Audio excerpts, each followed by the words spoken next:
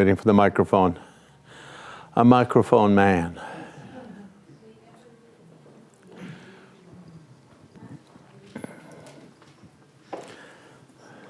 Earlier you mentioned that a practice like this is a complete path in itself to enlightenment. Uh-huh.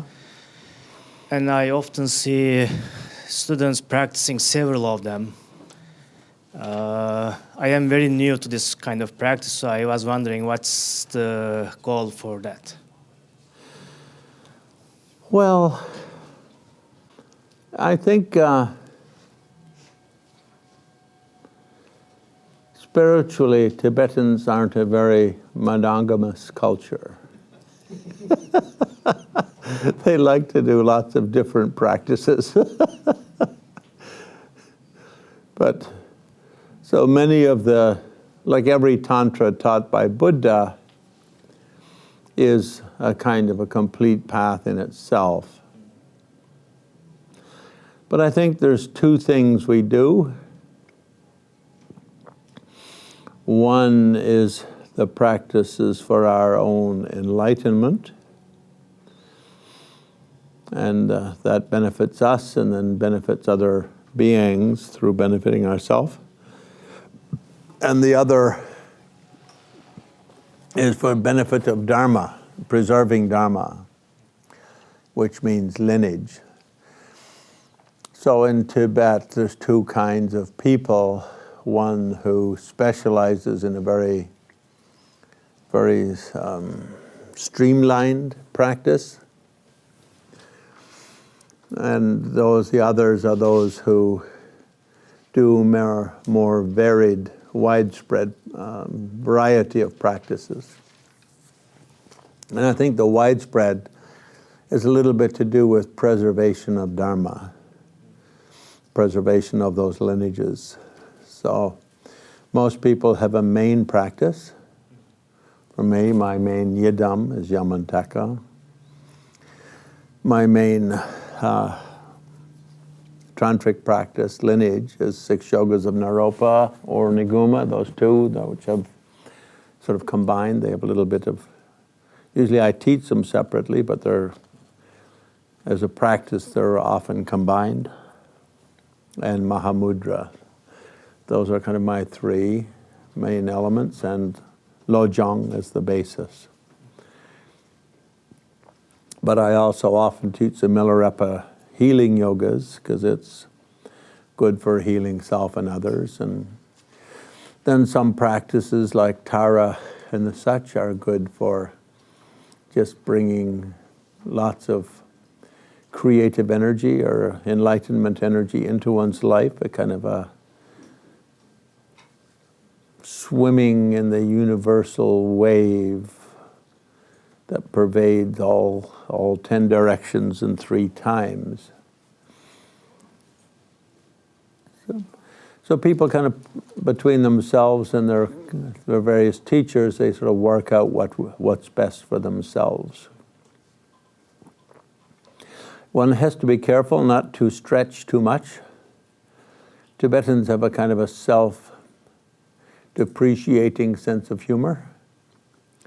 So they often say that the Indians practiced 1 mandala deity and received 100 visions. Tibetans practice 100 mandalas and have difficulty getting 1 vision. But they say it about themselves, in a kind of self-depreciating sort of theater of humility kind of way of doing things. I think it is important not to overload on variety of things, to stick to what works for you and what feels comfortable. I think a problem we have, in the West is people don't have such a close relationship with a given teacher. And often when they do, it's not that qualified a teacher because, it's a big world and qualified teachers are not that common. And there's not one on every block, put it that way.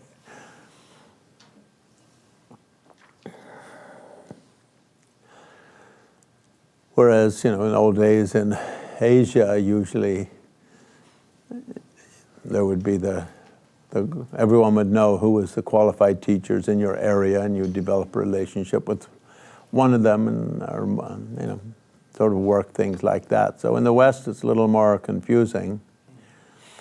The other problem is a lot of the traveling Tibetans are, tulkus with big monasteries or nunneries and many mouths to feed. So they travel around, they give initiations, a lot of initiations, because they're sort of easy to give. You can just show up, give an initiation, and disappear kind of thing, and go on back to your monastery. So in Tibet, some of the tulkus, their main function was actually fundraiser for the monastery. And that doesn't work so well in the West, but the Chinese understand the principle. So it's not a confusion for, say, Chinese or Japanese or Korean temples. Like, for instance, some lamas would go to Taiwan once a year and teach and give an initiation in 3 different temples over a period of a week to, say, 2,000 people. And the monk would tell everyone to, put 20 or 50 bucks in a little red envelope and give it to them at the end. And they come out of a 2-week tour of Taiwan with $100,000 or $200,000. And none of those Chinese people are thinking, well, I got that initiation, I'm going to do that practice. They just think, oh, that's a nice blessing from the Buddhas and from the lineage and all of that, and they just stick to whatever's their normal stuff. But in the West, we don't really have normal stuff, so to speak. And so it sometimes gets a little confusing when that same sort of thing is done here. Like Taksé Rinpoche writes in his biography, the Dalai Lama's elder brother who passed away in Bloomington, Indiana a few years ago. One of his big jobs as incarnate abbot of Kumbum was to travel around to the various bandit tribes. And all the bandit tribes would put some kids in their monastery for education. And he'd go and he'd give, a Tara initiation or a wealth deity initiation, because there's no fun being a bandit if you open like the casket of jewels and it's just got like imitation, junk jewelry from Walmart or something. And for them, it wasn't a contradiction to go and sort of do blessings for them and offer to put their kids in your monastery and stuff like that. And for them, it wasn't a conflict or a difficulty or a dilemma if they had 4 or 5 different lamas coming each year, each giving different blessing and transmissions or initiations. So I think from our side, the important thing is maintain priorities in your practice. Prioritize. And don't let your practice become a burden. It should be a joy. So in the early days, traveling Tibetans often would give a commitment. If you take this initiation, you have to do this sadhana for the rest of your life, every day, which is very common in the monastic communities. Monks and nuns don't have much to do except sit around every day, studying, chanting, occasionally cook and wash a few dishes. So for them, doing a daily extra 15 or 20 minute sadhana is no big deal to add to their life. And if they got 6 or 8 or 10 of them, then that's maybe 3 or 4 hours a day, so it's not a problem. But you live in Chicago, you get up in the morning at 6:30 to go to work at 7:30 to get there by 9, and you come home at 7 in the evening. And Tibetans don't mind taking on millions of precepts and commitments and just not doing them. For them it's quite normal, because they think of taking on the commitment as a blessing, and keeping it, if you don't, then it's not a big deal. You just do like a Vajrasattva mantra or something. But we sort of tend to take such things more seriously. A couple of days ago, you mentioned reincarnating as a bridge, and I actually wonder whether inanimate objects are believed to be conscious. I wonder what You have anything to say about Yeah, I think in the Buddhist world, certainly in Tantra, we think of all things as participating in the nature of mind. In other words, all this wall is really just an emanation of Buddha mind. Okay. Because the only thing we know about this wall is the image that appears in our mind. Our mind shares the nature of Buddha mind. So there may be a wall separate from the wall that appears in our mind, but we have no way to know anything about it because we only know about such things through our mind. Isn't it? Well, so the only thing we know about is what goes through our mind. I guess my worry would be that if some enlightened being reincarnated as a rock, he might get stuck there, because supposedly you have to be a human being in order to become enlightened. So how can a rock become enlightened? Wouldn't he just get stuck as a rock? No, you don't have to be a human being to become enlightened. You can be a Chicagoan.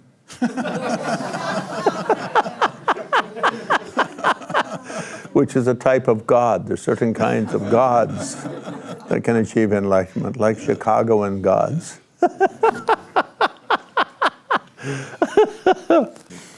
There's a difference between compulsory reincarnation, in other words, being thrown in jail and then going to jail as part of a movie, pretending you're in jail, and even like going to an actual jail and an actual jailer locking you up for the cameras and stuff like that. So the idea of Buddhas and Bodhisattvas incarnating as animate and inanimate things. The Tibetan word is a little bit different. Rather than tulku is trilpa, an emanation rather than a reincarnation. But yeah, the relationship between mind and matter in Buddhism is very delicate discussion, very sophisticated discussion with many twists and turns, because the only thing we know about a rock is the image of a rock that appears in our mind. There's nowhere except our mind. And if you become totally senile and you can't remember anything about a rock, then you will not have any rock.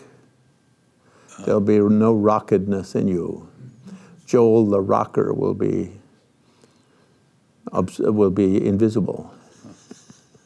I see. So yeah, I think the idea is that the whole universe has a sacred quality, I think, in Tantric Buddhism and in Mahayana Buddhism, and that nothing is ever what it seems, and we may think this is a simple building, but for all we know, it's really the residence of Maitreya Buddha.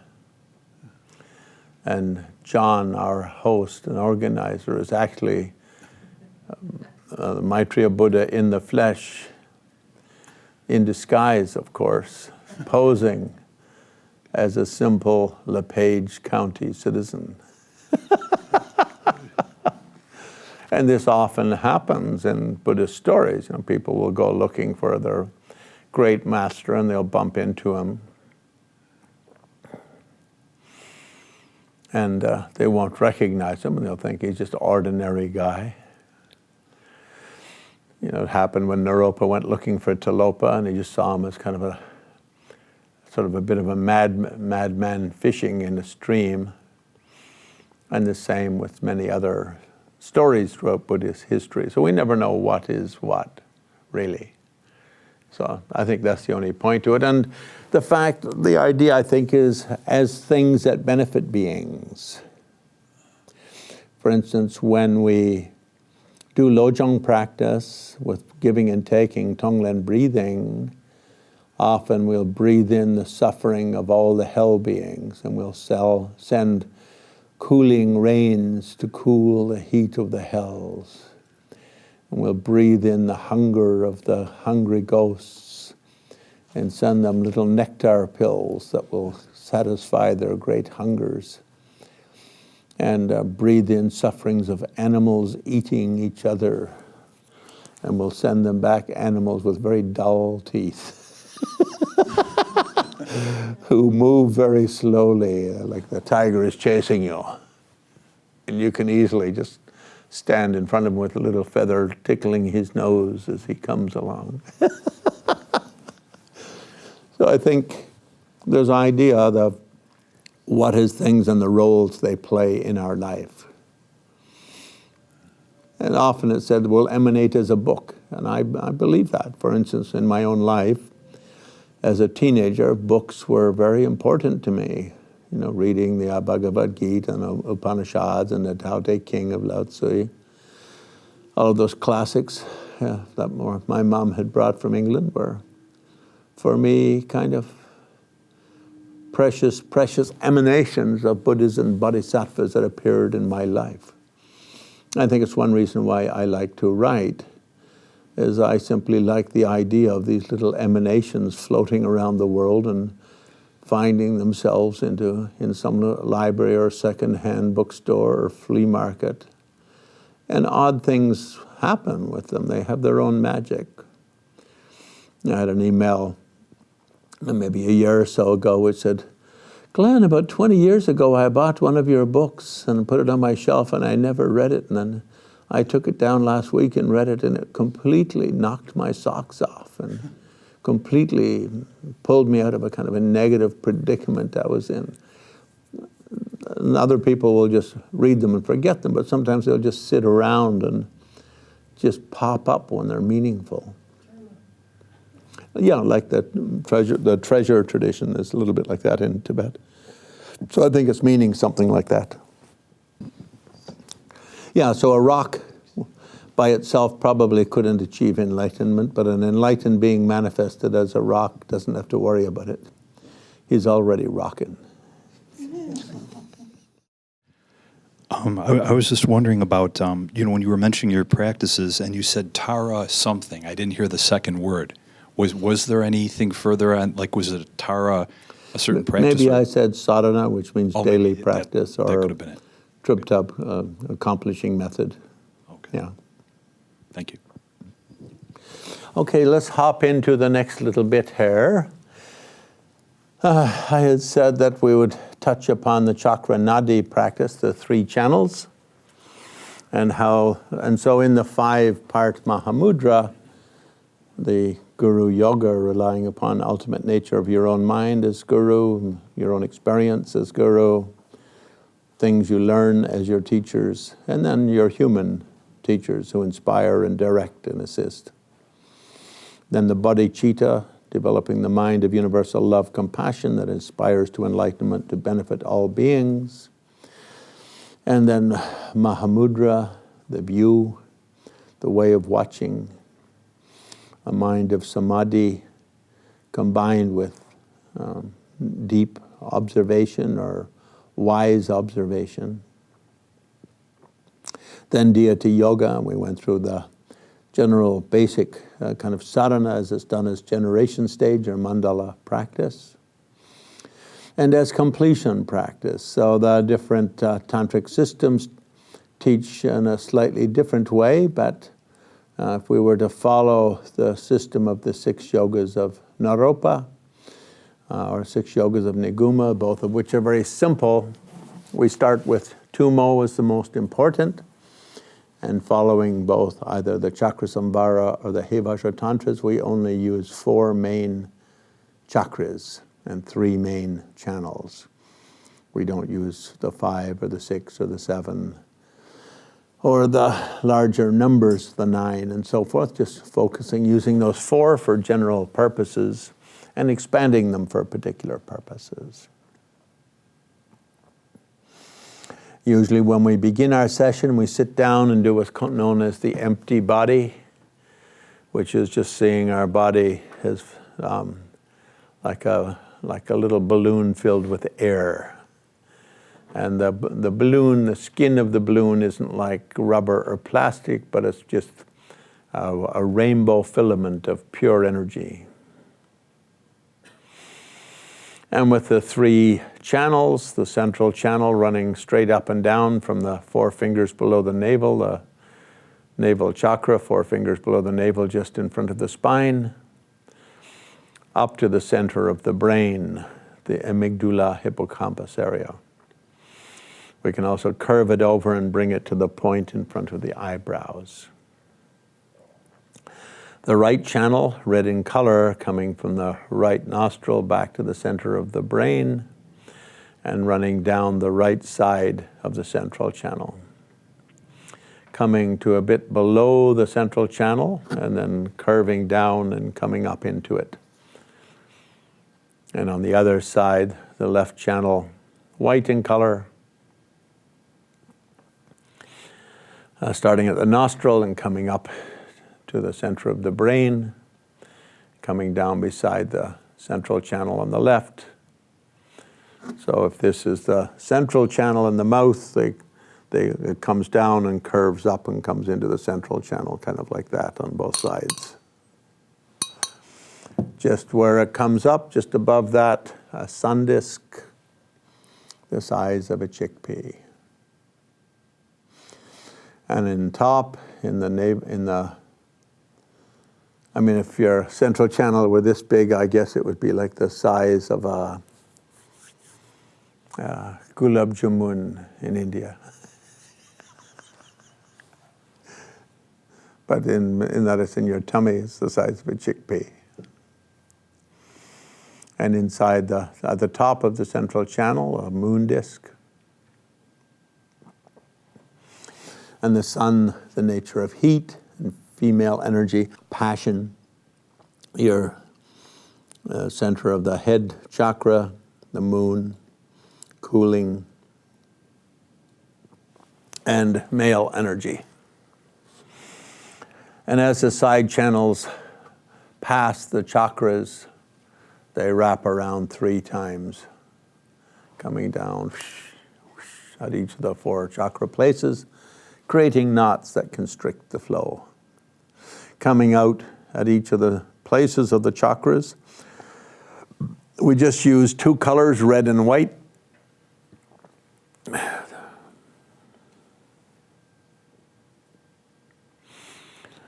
The heart chakra,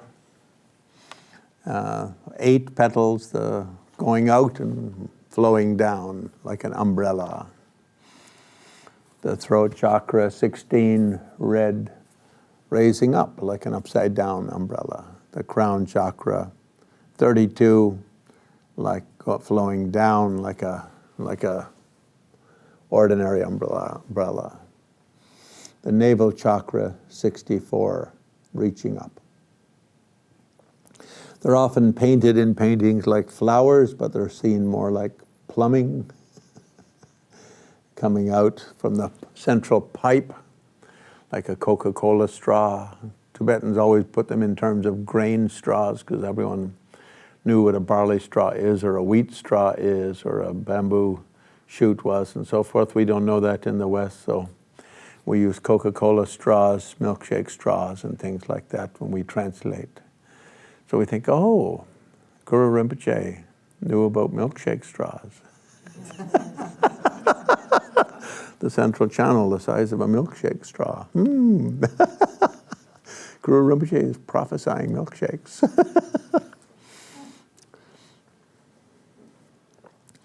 So that comes out, has 2 in each, 1 in each of the 4 directions, and then splits, making 8 at the heart, throat, and going down. And these goes out 4, and each of the 4 becomes 2 more, becomes 8, and then splits again, becoming 16. So it kind of goes like that.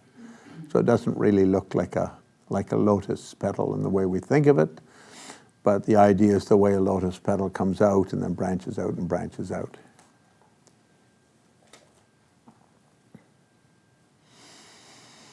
And usually when we train in the Tummo practice, we go through 8 basic phases of getting the process down. And we spend a few days or a few weeks in each of those 8. But it's called building the Vajra body. And the idea is our gross physical body generates kind of gross energies, and that supports a gross level of consciousness. we often say sensory consciousness. And the subtle chemistry flowing through the channels, in other words, the subtle brain chemistry and thyroid chemistry and adrenal chemistries and sexual chemistry, chemicals and so forth, that drops these bindus create a kind of a subtle body, supporting a subtle state of consciousness. So we could be there listening to heavy metal music and dogs barking, and with I don't know, someone threw a steak on the Barbie, and where lots of smells of steak on the Barbie. And all five senses are throbbing, but inside it, still on a subtle level, there's that subtle chemistry which determines how we experience everything, isn't it? And then the more subtle is when we can totally separate consciousness from ordinary bodily functions altogether, makes a kind of a super consciousness. So those are the three levels of body and three levels of mind discussed in the Tantra, for which the chakras and nadis are part of the equation, or certainly part of the application. With all of these tantras, one does some yantras, or trilkor,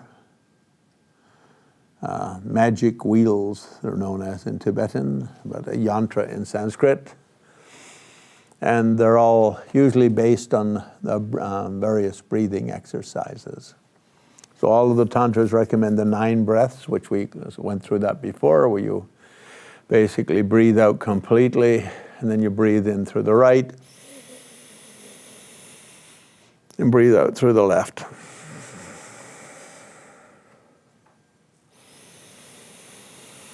When you breathe in white male energy, moonlight, and you breathe out sort of any anger and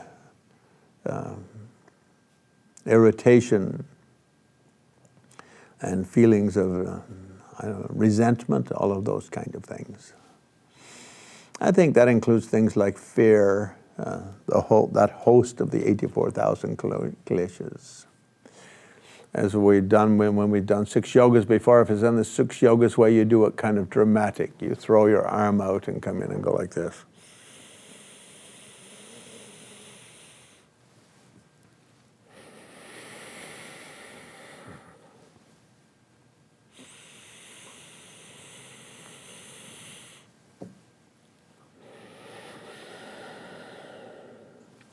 Going 3 times that way, and then 3 times this way, breathing in red and female, and when you breathe out, it's kind of smoky red.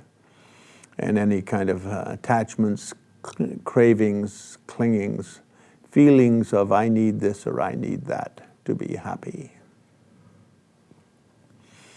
And thirdly, you breathe in through both nostrils equally with blue.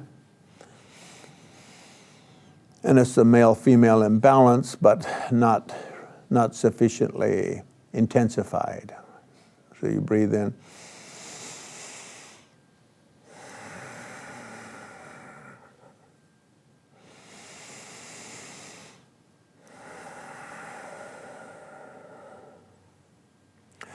It's got 2 main purposes: to clear your lungs of dead air, because when you do vase breathing and you're pushing the air down, you don't want to be doing it with stale, sort of toxic air, I guess is right. So you don't hold the breath at all. Breathe in as deeply as possible and breathe out as completely as possible, completely emptying out. So you then always combined with the various exercises. So first the vase, after you finish that, then you do the vase breathing. Breathe in with press down with the abdomen, pull up with the muscles of the pelvic floor, and hold the breath for roughly 30 to 45 seconds.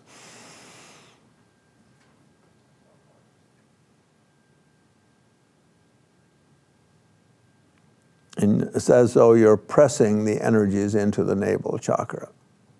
And when you let out very slowly through the nose.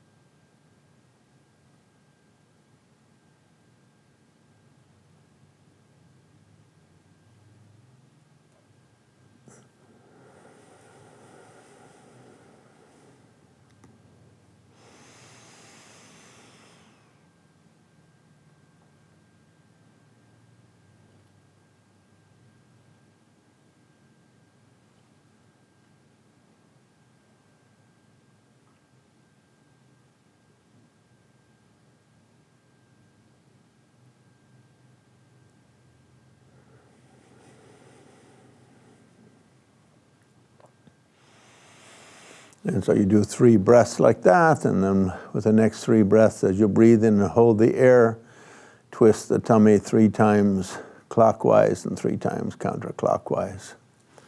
So if this is your body and this is your tummy, 3 times, let's see which way is clockwise for you. You're looking at me, the clock's going this way. No, the clock's going this way, yeah? 3 times, the other way, yeah. 3 times this way, and 3 times this way, right? So we just try that 3 times each. Breathe in. Press down and pull up. So you're holding the pelvic floor very tight and pulling up and pressing in. And then without moving the backbone or shoulders, just have your tummy, lift your tummy, have your tummy muscles, lift your tummy and move it around.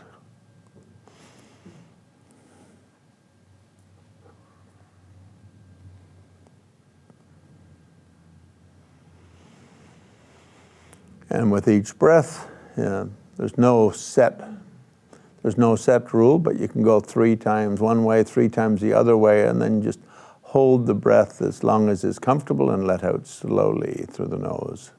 Then breathe in again and hold as deeply as possible. Breathe in as deeply as possible, as much air as possible. Press down, pull up, and just repeat. And you do, say, 3 times or 7 times. But 3 is good if you can only hold your breath for like 45 seconds.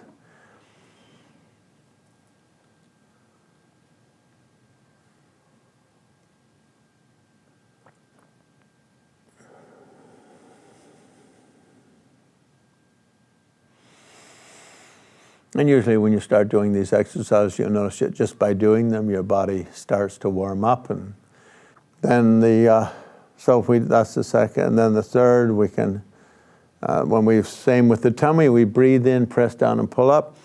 Then stretch the tummy out in front and press down. And then snap it back. Snap your whole tummy toward your backbone. So stretch down. It's like if this is your body and this is your tummy, you sort of push it out and down and then snap it back toward the backbone. I'm sure you've seen that in various yoga breathing exercises. You can see them on YouTube and things like that. And I'd demonstrate it for you, but because we're on camera around the world and people would see my beautiful belly, and then they'd ask me to be the emperor of the universe. And when the first king came to Tibet, he came from India, and they thought he was so unusual looking and so exquisite that he must be a god.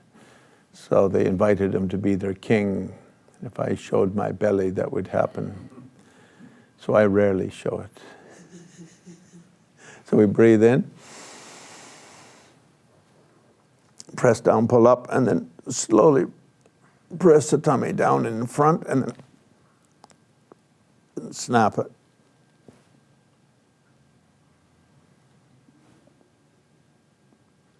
And then hold the breath for as long as it's comfortable, and then let out slowly through the nose.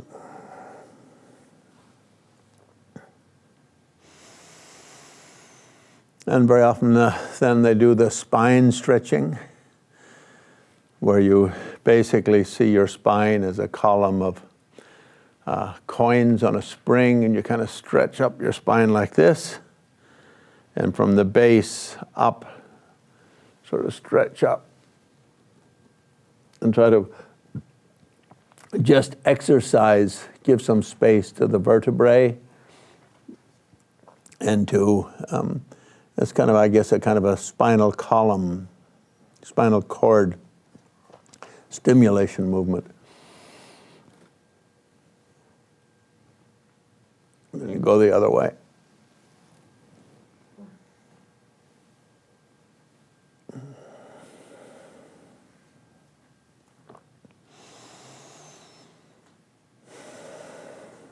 And again, you do that 3 or 7 times.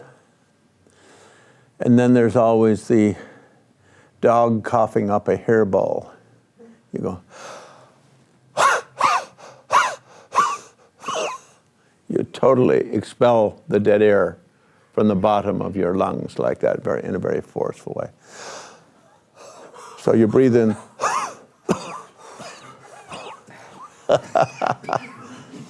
And when Chimay Rinpoche, when I learned these in India, and I was going through London, I mentioned to some friends over lunch, I went to visit Chimay Rinpoche in the basement of the British Museum. We sort of compared notes on how I had learned these exercises and the way he had done them when he was a teenager in his 3-year retreat, because often in his part of Tibet, they give you the title Lama if you do the 3-year retreat, regardless of your education level or accomplishment level. And so a lot of the kids do that at age 12 or 13 or 14, so after that they can be called Lama. And so then I wanted to compare with him how he had learned them. And so we said, well, you can do it like that, but you can also stretch out on the floor like a dog with its legs behind it like that, and its front paws up like this, like dogs sometimes lay, and stretch up like a dog stretched out like that. He sort of stretched out on the floor in the British Museum to show how it was done. But just doing it on your seat is fine. And then there's the famous sort of pressing into the, where you put your hands like this and you press out, and you come over to the side and you pull in the energies, and press out and over to the side and pull in the energies and snap in like that. And you can do them either very slowly with a lot of artificial resistance, sort of like in Kung Fu movies, with holding the vase breath while you do it.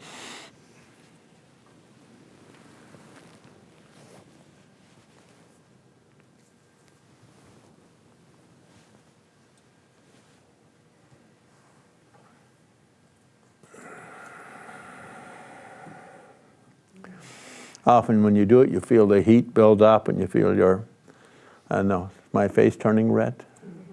I feel like I've turned red. What? Da-da-da-da, da-da.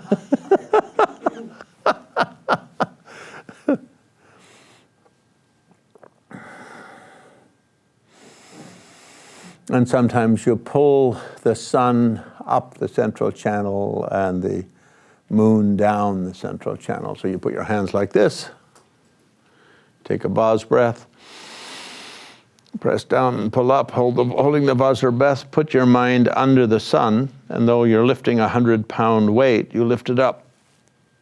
It comes up to the heart and to the throat, into the crown.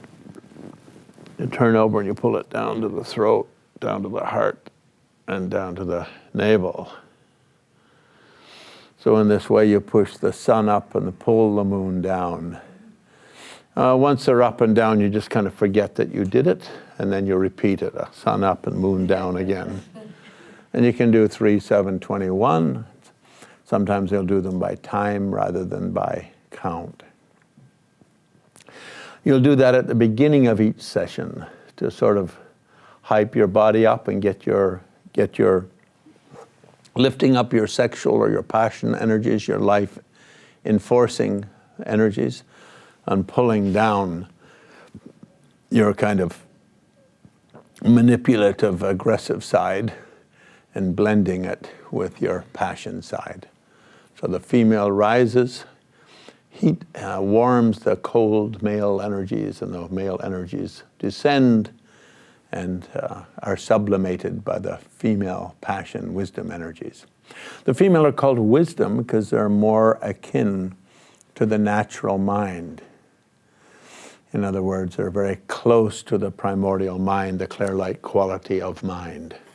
So it's talking about a quality of consciousness that this chemistry, you could say, these bindu, these drops, support. So say at the beginning of a session for 6 yogas, you do something like that, those half dozen exercises, and there's another, others you can supplement them with.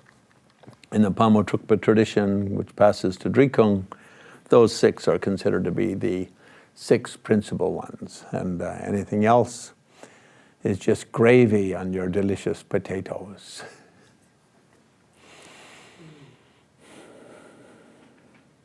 So after one does that, then one sits, empty body, has a sense of the body and then the 3 energy channels, the 4 chakras,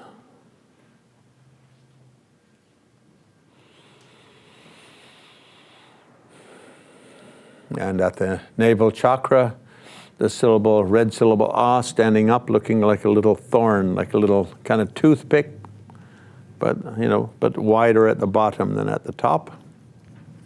So that's in Sanskrit that's known as the atung, the little ah.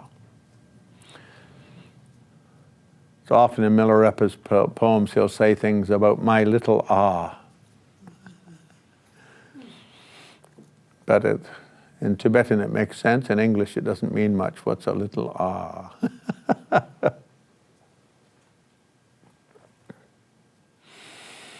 And in the crown, a crown under the moon hanging upside down, a white ha. Now, the syllable ha in Tibetan looks like a little bit like the English number 5, but instead of the bottom of the 5 being turned so sharply, just kind of comes down casually like that, rather than go like this, it comes down more casually. So hanging upside down.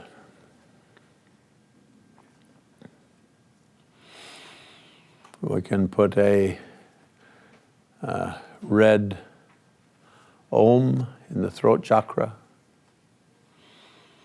and a blue Hung in the heart chakra if we wish, but not really necessary. We can just the ah, like the little stick, and but they're small because it's the bottom of your, the base of the navel, so it's like this, only about like that big, like I'd say a couple of millimeters, but in America nobody's quite sure what is a millimeter. Even meters are confusing.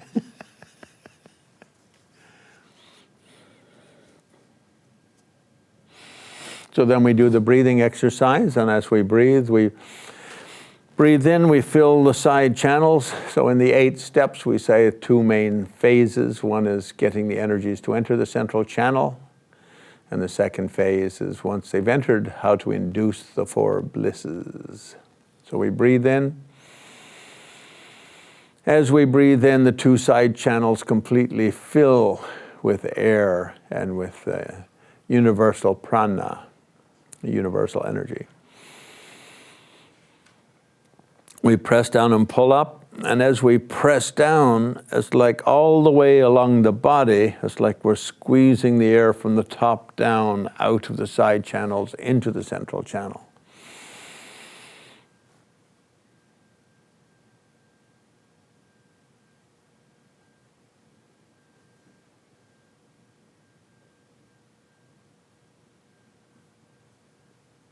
And as it enters the central channel, and touches the moon, and like wind blowing on fire causes the sun causes the sun to become much hotter, and the little ah to become much hotter.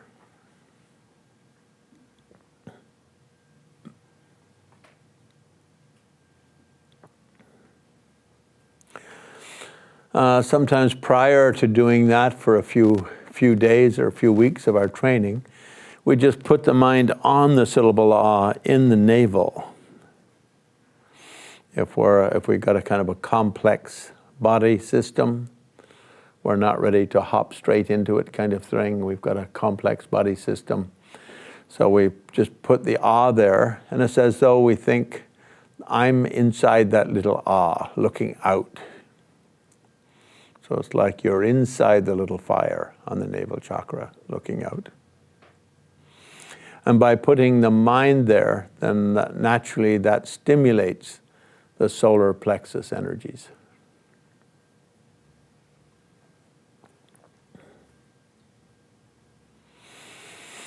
But then, so we can start like that, and then start with the power breathing, the vase breathing, press down, fill the side channels, and the side channels pressing, and the energy is going into the central channel, and it warms the navel. And as we hold the energy, the fire warms the navel chakra. It can even flash a little bit into the 64 channel petals, warming them and sort of rejuvenating them and healing them. You can do that for a few breaths, and then the next few breaths, when you hold at the navel chakra, the energies rise up the central and come to the heart chakra. And they warm the heart chakra, and you do a few more breaths, and the energies from warming the heart chakra, the little fires flash into the 8 channel petals and heal them and revive them and open them and loosen the knots constricting the heart. And then another few breaths going up to the throat chakra. And then another few breaths going up to the crown chakra.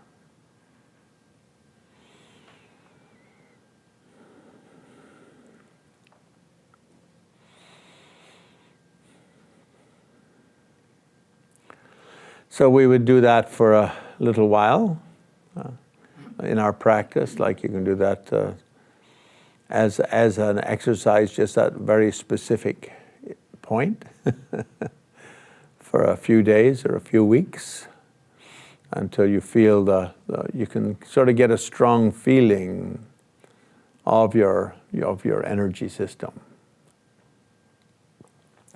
When it's a little bit stronger, you have some sign of success. Then as you hold the breath, rather than the fires go into the channels, as you hold the breath, the fires just kind of go straight up the central channel like this and come to the moon at the top. Touch the moon and make the moon nice and warm. And like a white candle being melted, it releases a drop. And then you watch the drop slowly fall down through the central channel, down through the throat chakra and the heart chakra, coming to the navel chakra and falling into the sun.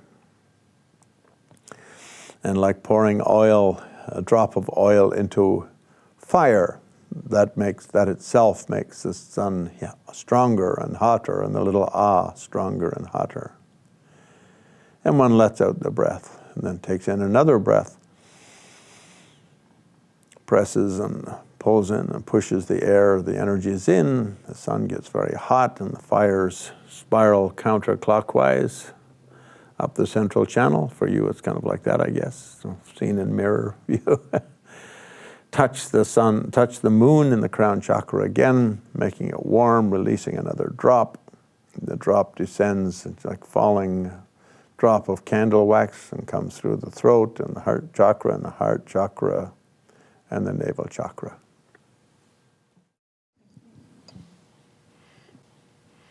So my question is about the reference point. Initially, you said you can start with being the from within the When you're raising it, where is your reference point? Are you no reference point, or are you from within? I think it's from within the central channel. Within the central channel and within the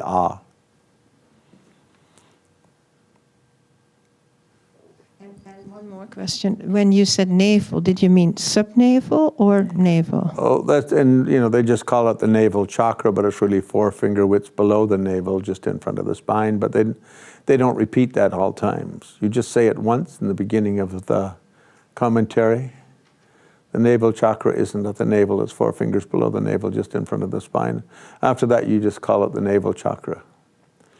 It's not like in Tibetan debate, when you say something like a white conch shell, you say the white conch shell, the matrix of which swirls to the right. You just never say white conch shell. You always say a white conch shell, the matrix of which swirls to the right.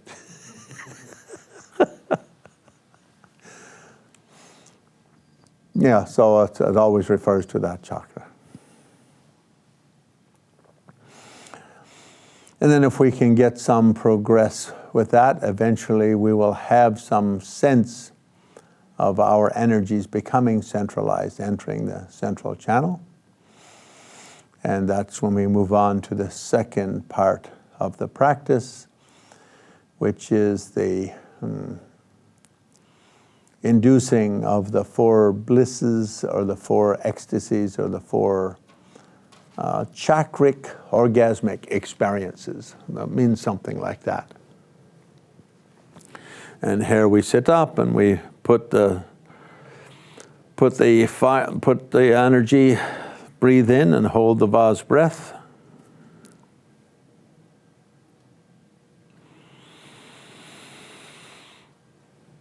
And press the energy into the sun, and the sun rises up and warms the navel, warms the moon disk in the crown chakra. And then very consciously, we very slowly put the mind on that moon in the top of the chakra and pull that energy down to the throat chakra,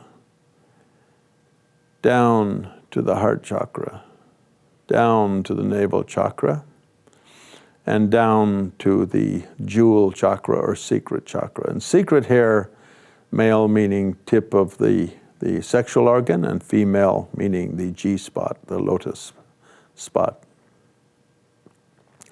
And we hold there until as long as is comfortable.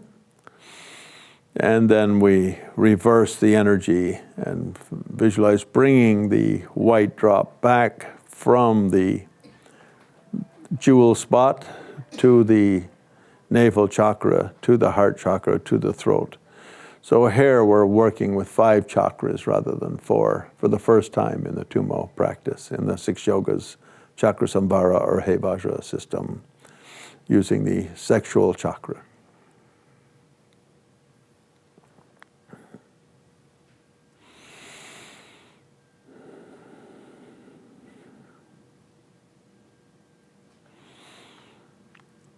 And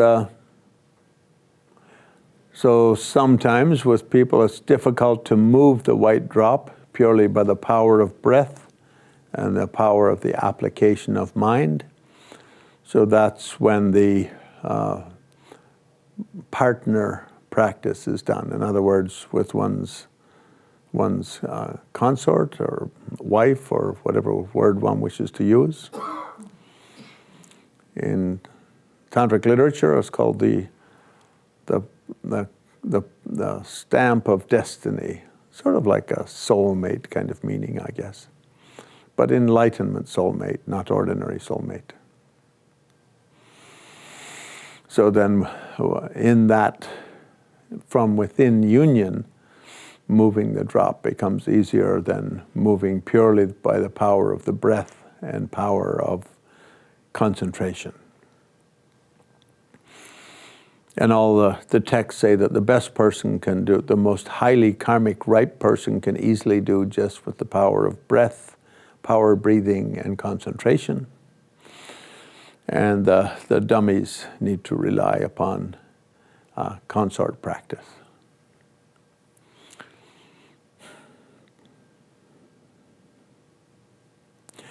After the 4 joys are induced like that, then one concludes the session by bringing the sun down to the heart and the moon down to the heart and the sun up to the heart, and with a little flash of blue light in between them, or a little streak of blue light or bar of blue light in between.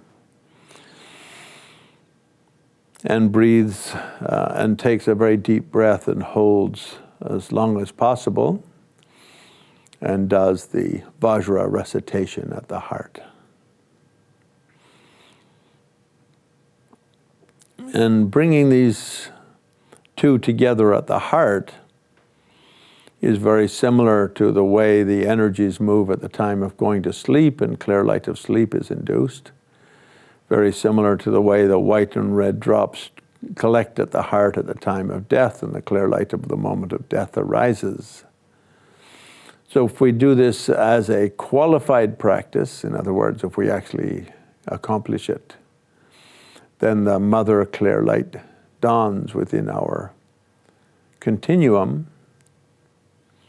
and the coarse energies and coarse levels of consciousness evaporate. And resting in that radiance is what is known as clear light Mahamudra.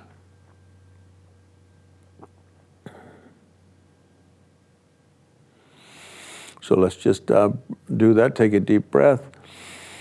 Press down, pull up, and bring the white drop down to the throat and down to the heart, and then the red drop comes up from below to the navel up to the heart, and the two come together at the center of the heart chakra. Now you're at the center of the heart chakra, and you can see the 4 passageways going into each of the directions, 1 in each direction, and then splitting off to become 8 and flowing down.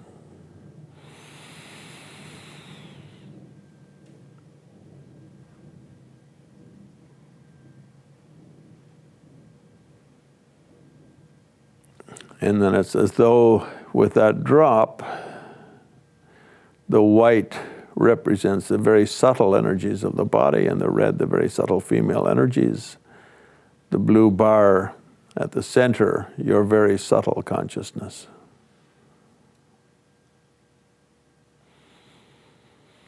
And now we're inside that drop, inside that little blue bar.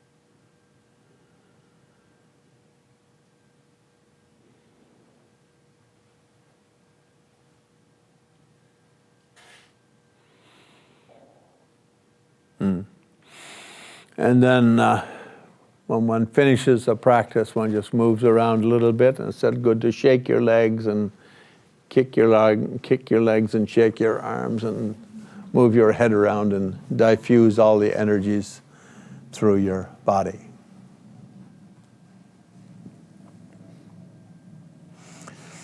So we can do that at the part in our sadhana just before doing the mantras, if you have time.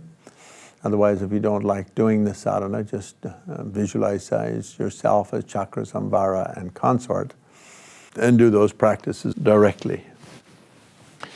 Now, for many of you, what I've said today is very clear, because about half of you here have come to 6 yogas of Naropa workshops with me and Naguma workshops with me, and also the healing yogas of Emitayas from Rechungpa to Milarepa, which have they're all based on similar principles and movements. So for those of you who attended those, it'll be quite easy, and it's really just a review. For the others, it might be a little bit unclear. But anyway, you can get a copy of the DVD from the place here and review it. And also, if questions come up, you can email me. No, we're taking a break and come back in 10 minutes, and we'll do a concluding session.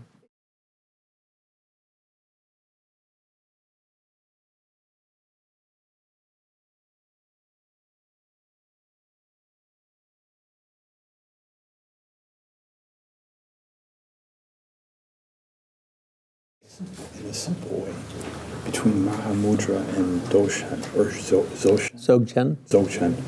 Are they pretty similar practices, or is there a different thrust? I mean, well, they use a different language.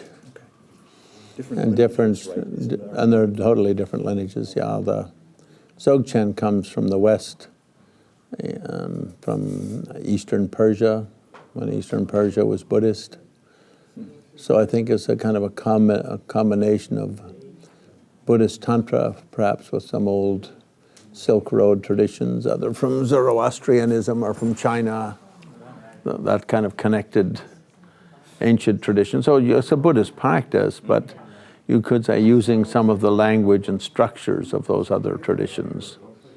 Like when Buddhism comes over here, we start using words like introvert and extrovert and psychosis and neurology, these kind of words which don't exist in the Buddhist language in the same way, so it takes on our structural way of organizing information. Whereas Mahamudra generally is in all the Buddhist sutras and tantras, and that comes from central India.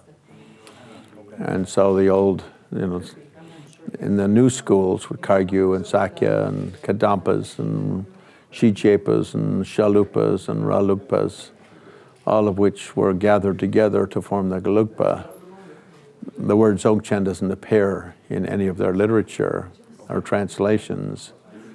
If they have it in their schools, it's because they borrow it from the old schools. And Mahamudra divides a practice in those 4 levels: Seichik, Trel, Rochik, Gomme, one-pointed, free from discourse or free from activity, everything of one flavor, all things without meditation, no separation of meditation and no meditation. Whereas Dzogchen combines into 7-day, long day, Menga day, the part on mind, the part on long, which means depth, and the part on oral transmission. And the 2 processes in terms of the training is Tegcho and Trogyal. Sort of like, Tegcho is like, sort of like cutting and jumping, something like that. But anyway, they divide the training into those 2 levels. So Mahamudra doesn't use that. But in terms of the description of the meditative mind, once it's established, then that's a different kettle of fish. So then Dzogchen talks about establishing Rigpa, whereas they don't do that in the new schools. If they do, they borrow it from those old schools and infuse it. Like there's nothing in Naropa's writings or Tilopa's writings or Virupa's writings or Maitripa's writings. Rigpa's kind of the closest thing is probably Nyugmesem, natural mind, in Mahamudra, which is kind of developing the sense, learning to sort of have an inner posture, which is a little bit like a samurai fighting stance, but with gentleness, radiance, compassion, clarity, those kind of things.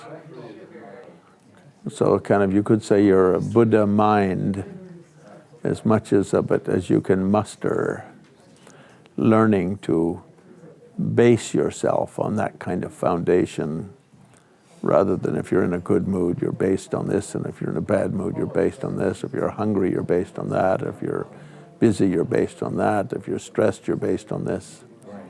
You try to create this yogically induced or meditatively induced inner posture. So I think in Christian world we say learning to ground yourself in your divine nature or the Godhead. Yeah. I mean, but that's coming into 18th century Christianity, not before that. They start using words like that.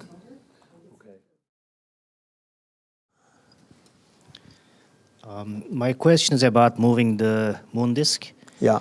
With the sun, I associate it with the heat, more or less, and then heat is moving. I can sense it in a way. But the moon, I don't know what kind of, is there a sensation I can associate? Usually we associate it with bliss. It has a nature of water and descending, so there's a kind of a cooling factor, but the essential point of the practice is the inducing the bliss or the gawa, the ananda in Sanskrit, ananda. So as it passes, they give very highly technical words as it comes to the throat chakra coming down, it induces bliss. As it comes to the heart, great bliss. As it comes to the throat, navel chakra, special bliss. And it comes to the jewel chakra, bliss born together with primordial wisdom. In other words, at the moment of orgasm, the way the sense of duality totally disappears, that quality of consciousness beyond duality, in times of great ecstasy, the sense of duality totally disappears. Then when we pull it back up, it comes to the navel chakra, induces bliss. To the heart chakra, great bliss. Or actually in Tibetan, it's gawa chok, supreme bliss, and then special bliss at the throat chakra. And when it comes back to the crown chakra, I think it's a little bit like a kind of sometimes when you're meditating, it's almost like your whole body gets short-circuited by waves of energy, and you get these sort of little bliss explosions happen, or pleasure explosions, or whatever you want to call them, happen in the body. I think it's a little bit like that. When you bring through the chakras, it's this kind of feeling of minor explosion of pleasure and radiance. One more question. Yeah? The two discs meeting in the heart level, how is it related to the indestructible drop they talk about? Is it so we same, talk about, the tantric text, when I say we, I mean me, the Buddha and I.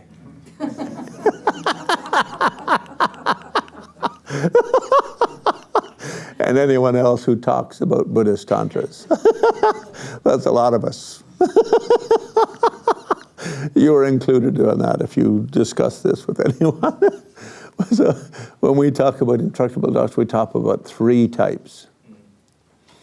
One is the coarse one. At the time of conception, the drop from your mom and the drop from your dad met and then took up seat in the womb of the mother. So that's the coarse, indestructible drop. And it's destroyed only at the time of death.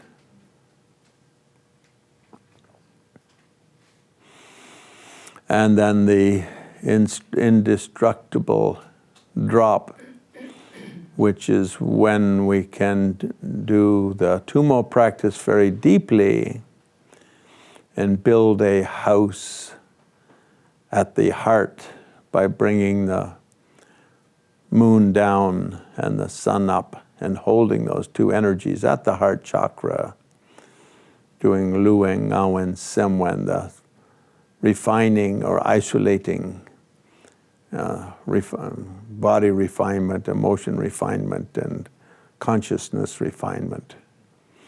Stilling all sense activity and so on. So that's called the indestructible drop at the heart. And then there's so that's the subtle indestructible drop. And then the most subtle indestructible drop is a union of Mother Clear Light Mind and energy, which have been like a drop moving since primordial time. So those are the three indestructible drops, Mishik Betrigle. But in fact, they're called indestructible, but it's like I'm called patience. Champazopa, I'm not necessarily that patient. So they're not necessarily that indestructible. For instance, the one together until we achieve enlightenment falls apart at the moment of enlightenment. Until then, they're like two different qualities or two different elements supporting one another.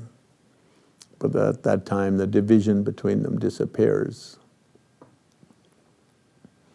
So they're indestructible in a particular sense. Yeah.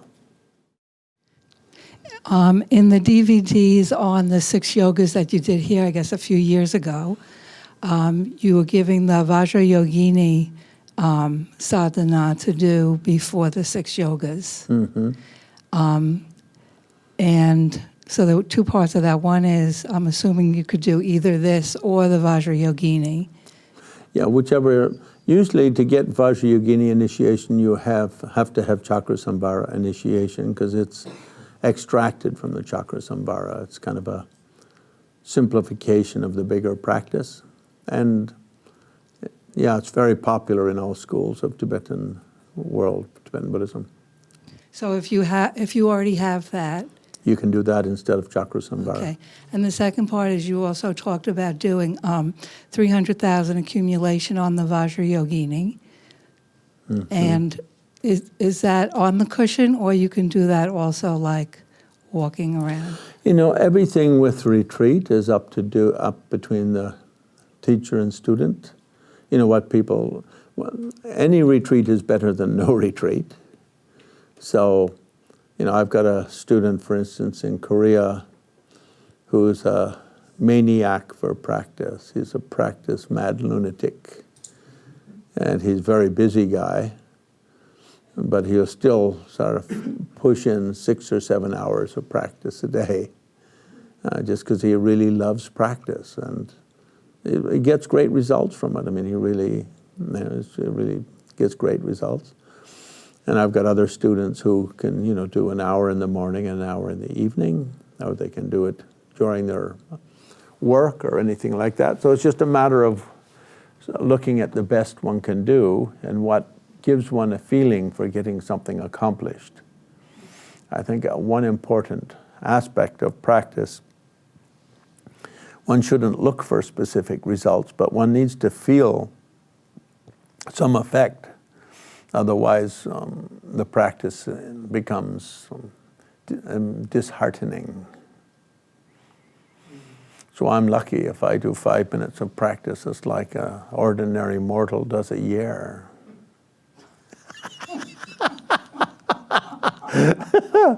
No.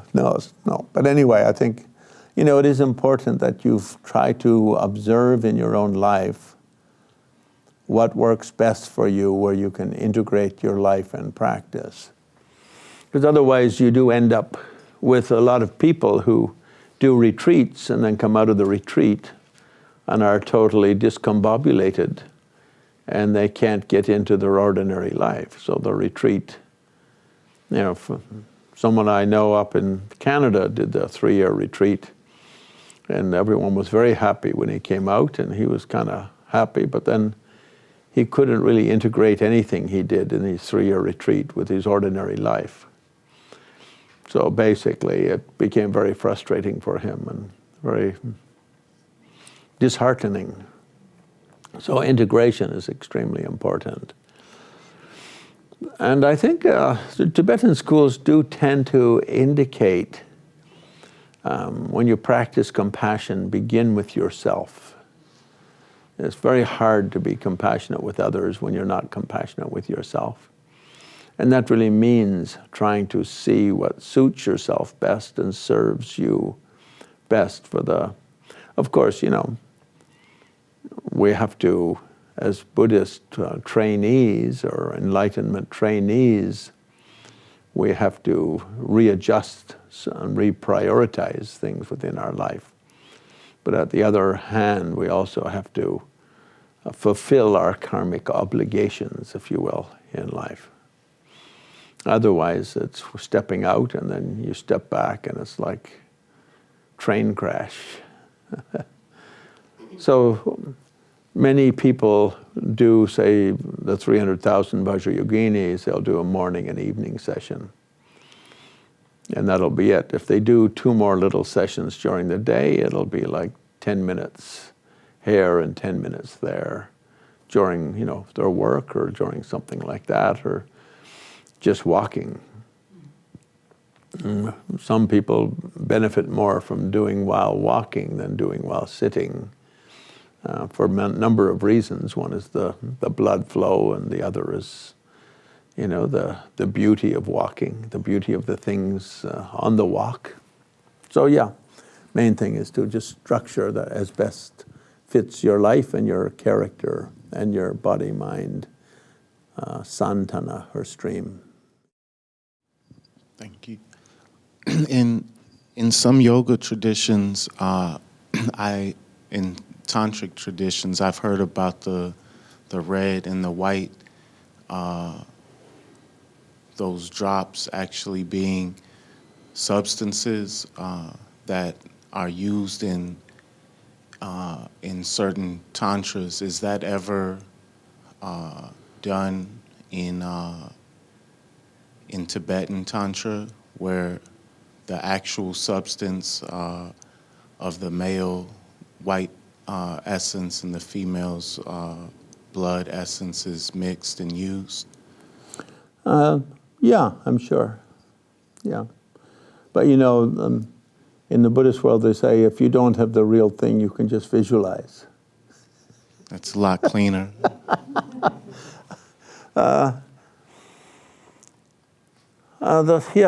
Tibetans, I think, for the male and female substances, like to use whiskey and curd more than the male and female substances itself. Mm-hmm. But in those tantras, again, those kind of practicing in that way tends to be a little bit rare. And the other thing is, like in Guhya Samaja being an example, every syllable has 6 levels of interpretation. So when you look at the 6 levels, it may mean something on one level and then on another level and on another level. Like, for instance, in the inner offering, when you do the inner offering, you've got sperm and menstrual blood, and then the stuff, urine and excrement and marrow, the 5 essentials, the 5 essential liquids of the body. But they usually don't put those actual 5 things in there. They have a little medicinal powder made by Tibetan doctors, which has 5 medicines. And one is essentially male medicine, and one is essentially female medicine. I mean, they're herbs. And the same for the other 3 substances. So marrow is very high in iron, so it's something which is very high in iron, and urine is high in sulfur, so something high in sulfur, and so on. So you put those 5 just as a powder in. It's called a Dutsi Rilbu or a Nangchu Rilbu in Tibetan. And that's a lot better than going around collecting those 5. But it's very funny, I was at a conference in Russia a year and a half ago, and this very, very learned professor was going on about these 5 substances that should be eaten and da-da-da-da, and this was the special morality of the Guhya Samaja. And he was taking it all completely literally, of course. Whereas in the actual meaning is that when you do your inner offering, the 5 kleshas, the 5 poisons of the mind represented by those 5 liquids, should be burned and transformed into the 5 wisdoms, and that then becomes universal nutrient. In other words, what is it that is the essential nutrient of the world?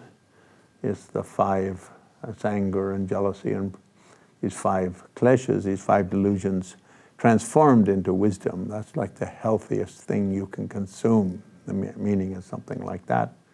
And then the 5 meats, he was making a big hug about the dead dog, and the Buddhists eat the dead dog, and then they eat dead elephants and dead humans. And again, those 5 are just symbolic of the 5 skandhas of form, feeling, and so forth, transformed into the 5 Buddhas.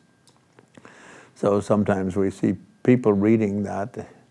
The reason those kind of tantras are called baegyu, hidden tantra, because the meaning is never what it says.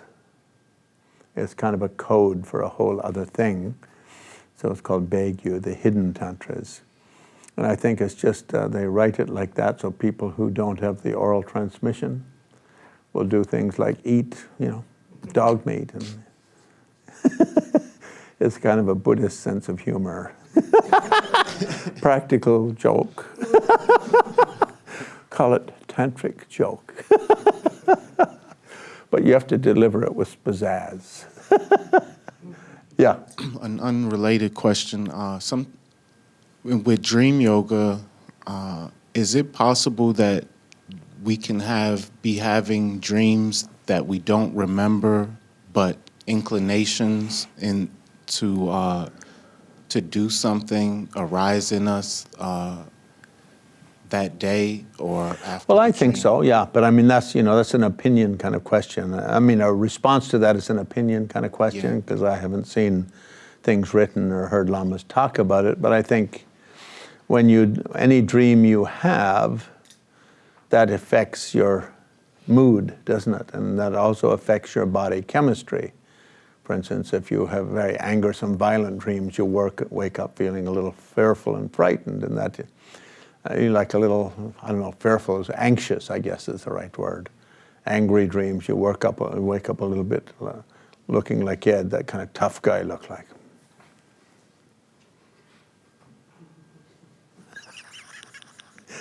But with him, it's his enlightened look.